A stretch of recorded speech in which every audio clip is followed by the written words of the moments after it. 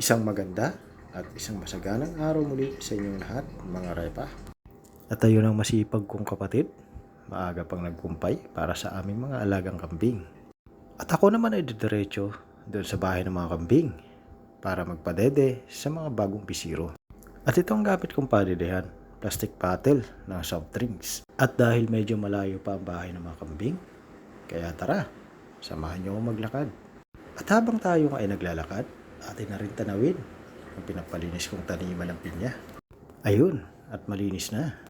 Pero bago yan, natatanaw na rin ako ng aking mga alaga. Kaya yun, nagkakagulo na at nagkakaingay pa.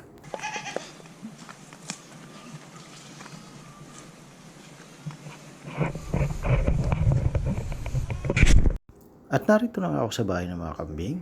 Good morning, Vincent. Kamusta ang iyong umaga? At ayan naman si Kenny.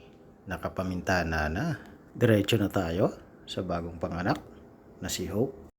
Good morning, Hope. Marahil nga ay naghihintay ka na ng iyong rasyon. Ang ating mga bisiro nga pala ay aking tuturuan na dumede sa bote. Dahil sila nga ay triplets, kaya nangangailangan ng suportang pagpapadede.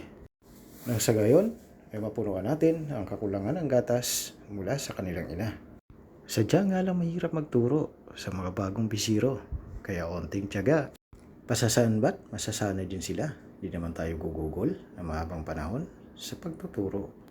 Paglipas nga ng ilang minuto ng pagtuturo, ay agad akong umakyat upang kumuha ng dahon ng batuan. Ito nga pala ang itsura ng punong batuan. May mga kapal na maberding dahon. Ang dahon nga pala ng batuan ay magandang gamitin sa pagpapaasim sa anumang nais mong lutuin.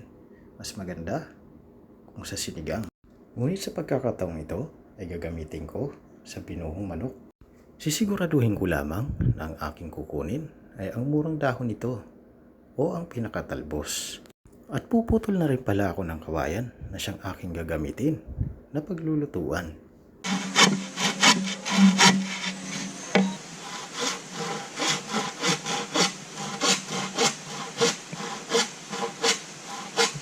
At habang ang kapatid ko naman ay inihanda ang mga gulay.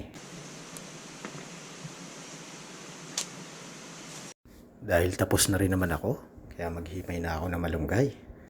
At nagbiyak na rin ako ng nyog at sinahod ko ang sabaw nito. Sabay kayod na rin.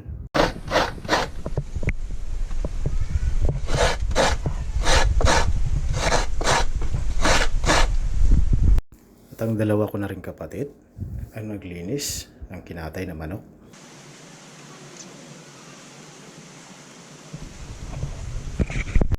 Dahil tapos na rin ako, kaya hinihiwa ko na ang iba pang mga sangkap. Ngayon ay magpipigyan na ako ng nyog gamit ang sabaw nito.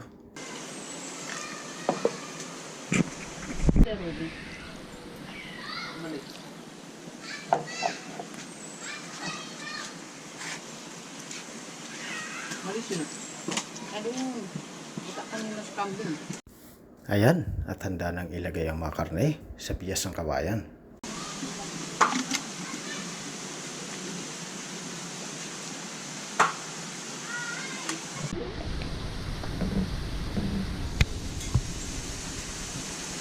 Pagkatapos nga ng mahabang preparasyon, at ayan, nakasalang na.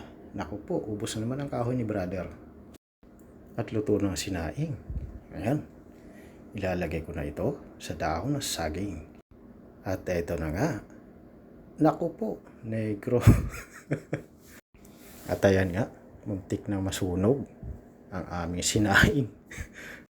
Ayan, at luto na rin ang ating binuhong manok. At akin na nga ito ibinuhos para kanya-kanyang sandok na lang. Sarap. At ayan, okay na. Ready nang kumain. Sarap.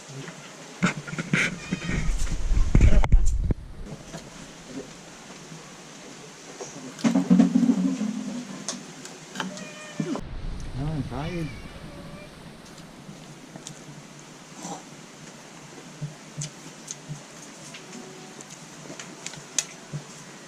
Pagkatapos nga ng masarap na pananghalian, ayan ang resulta. buto ang natira. Diba, Korean, ganito. Love.